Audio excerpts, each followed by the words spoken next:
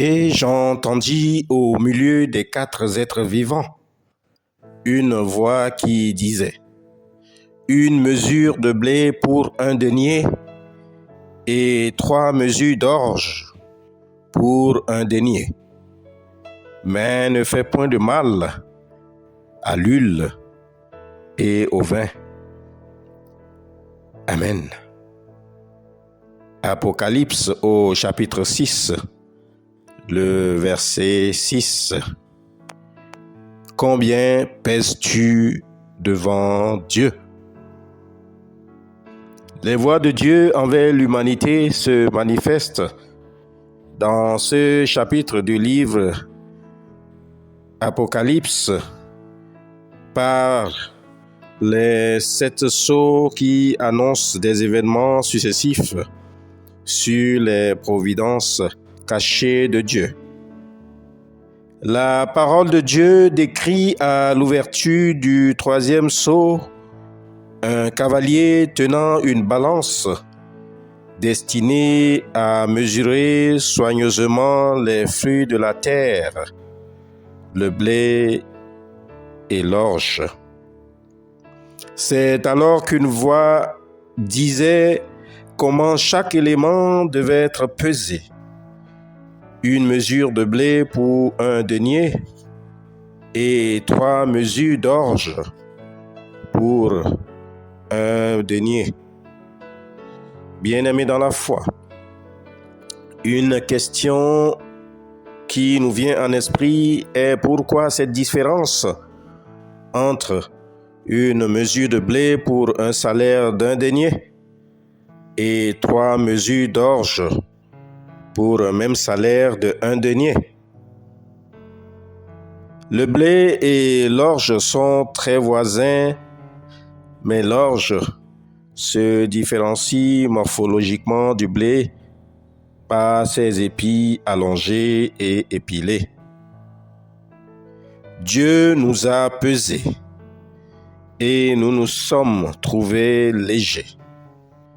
De même, ceux qui pensaient peser plus sont encore plus légers dans la balance de Dieu. Ma sœur, mon frère en Christ, le nombre et la qualité de tes errements et de tes péchés importent peu. Toute transgression aux yeux de Dieu est péché. Il n'y a point de plus petit péché ou de plus grand. Nous sommes coupables devant Dieu pour tout acte de désobéissance envers lui et nous méritons son châtiment. Mais nous avons encore la chance de nous repentir au temps de la grâce pour obtenir son pardon et obtenir notre part dans son royaume. L'huile et le vin auquel il faut se réserver de faire du mal font probablement référence, en ce qui concerne l'huile, à l'Esprit Saint et le vin au sang de Jésus versé sur la croix. Être oint d'huile, c'est aussi signe d'avoir été mis à part par Dieu et pour Dieu, pour se revêtir du Saint-Esprit et se couvrir du sang de l'agneau de Dieu, condition essentielle pour hériter sa gloire. Dieu épargnera toute âme qui sera lavée dans le sang de Jésus, et ceux qui seront marqués du sceau de l'Esprit. Alors, bien-aimés en Christ, pendant que nous sommes encore vivants, travaillons ensemble pour notre salut, pendant qu'il est encore temps. Amen.